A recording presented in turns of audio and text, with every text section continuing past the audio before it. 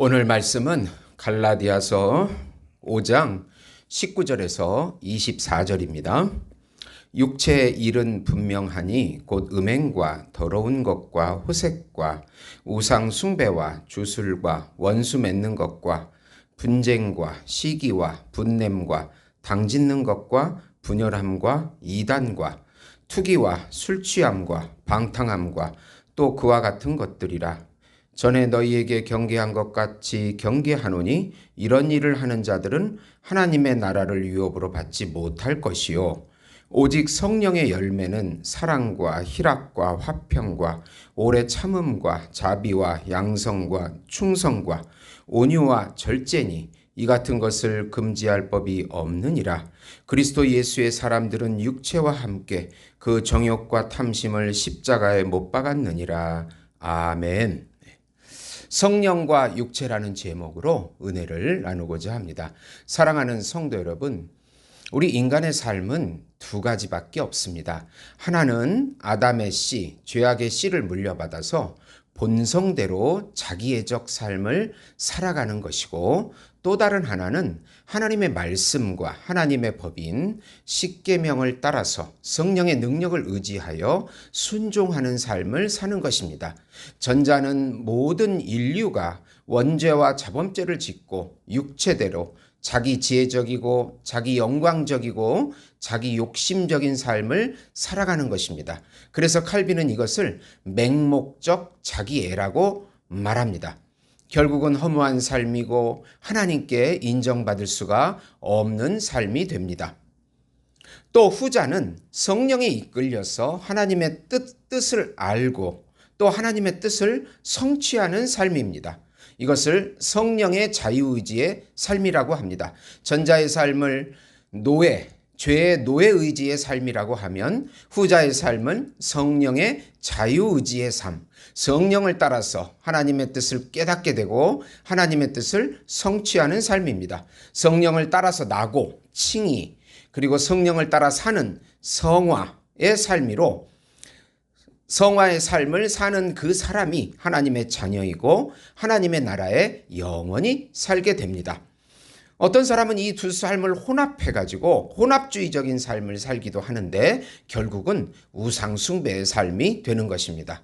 육체의 욕심을 따라가지 말고 예수님을 의지하고 성령의 소욕을 따라가자는 내용입니다. 우선 육체의 욕심을 따라가면 하나님의 나라에 들어가지 못합니다.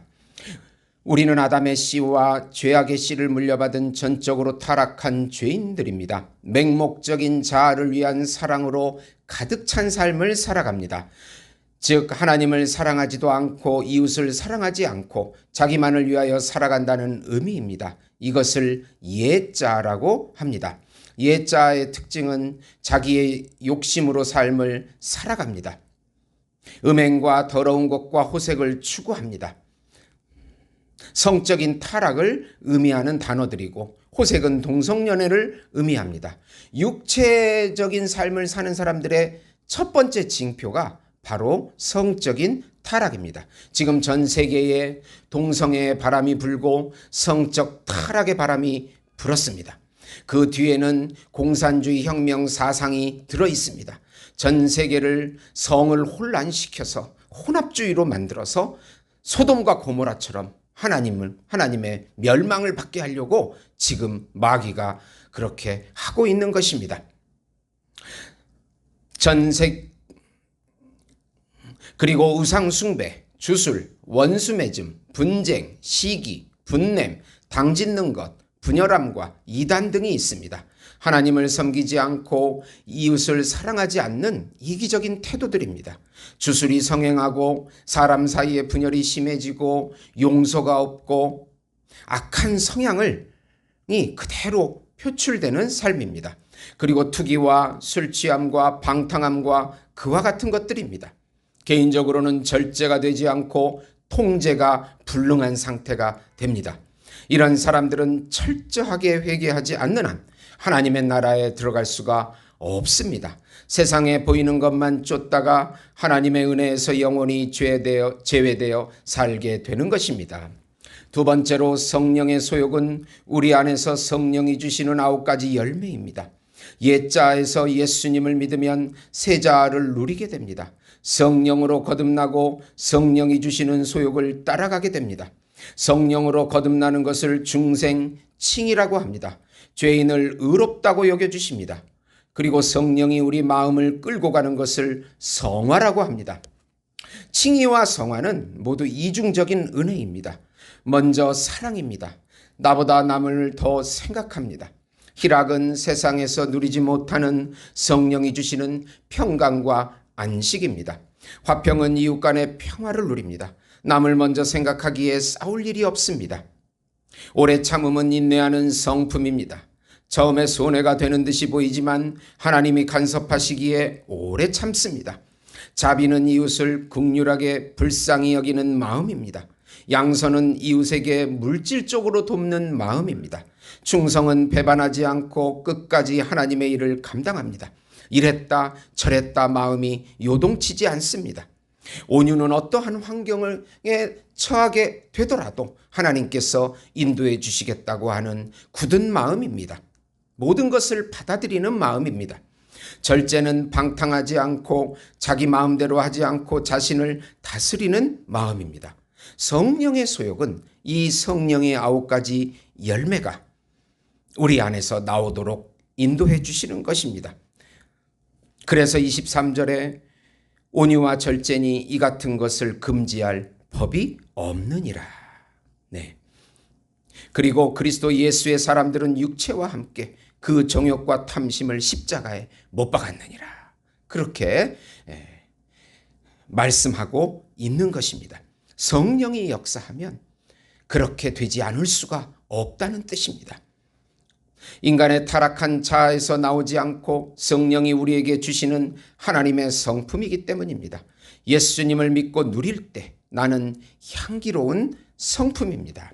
로마서 1장 24에서 27절 보시면 그러므로 하나님께서 그들을 마음의 정욕대로 더러움에 내어버려 두사 그들의 몸을 서로 욕되게 하게 하셨으니 이는 그들이 하나님의 진리를 거짓 것으로 바꾸어 피조물을 조물주보다 더 경배하고 섬김이라. 주는 곧 영원히 찬송할 이시로다. 아멘. 이 때문에 하나님께서 그들을 부끄러운 욕심에 내어버려 두셨으니 곧 그들의 여자들도 순리대로 살 것을 바꾸어 영리로 쓰며 그와 같이 남자들도 순리대로 여자 쓰기를 버리고 서로 향하여 음욕이 불릴 듯하며 남자가 남자와 더불어 부끄러운 일을 행하여 그들의 그릇됨에 상당한 보응을 그들 자신이 받았느니라. 사도 바울은 로마서에서 육체의 소욕으로 따라갈 때 성적인 타락이 일어날 것을 이렇게 벌써 로마 교회에 그런 일이 일어나고 있음을 말하고 있는 것입니다. 지금 일어나고 있는 성적인 타락은 상당히 위험한 상태가 되었다는 것입니다. 우리나라에도 제가 어릴 때 들어보지도 못하는 그런 동성연애, 마약 이런 단어들을 들어보지도 못했는데 요즘은 그것이 일상화가 되어버렸습니다. 그만큼 타락했다는 뜻입니다. 철저하게 우리가 깨어 있어서 기도하고 경계하고 신앙을 지켜야 하나님의 자녀다운 삶을 살 수 있는 것입니다. 오늘도 믿음 안에서 한 걸음 한 걸음 말씀과 하나님의 법인 십계명을 따라서 순종하셔서 하나님의 놀라운 기적을 맛보시는 우리 예수목장교회 성도 여러분이 되시기를 예수님의 이름으로 축원드립니다. 하나님 아버지 감사합니다. 성령으로 충만하게 하시고 성령의 인도함 받게 해주시옵소서. 육체의 소욕을 따라가지 않게 해주시옵소서. 전 세계에 부는 음란의 바람을 막아주시고 우리나라를 지켜주시옵소서. 예수님의 이름으로 기도드리옵나이다. 아멘.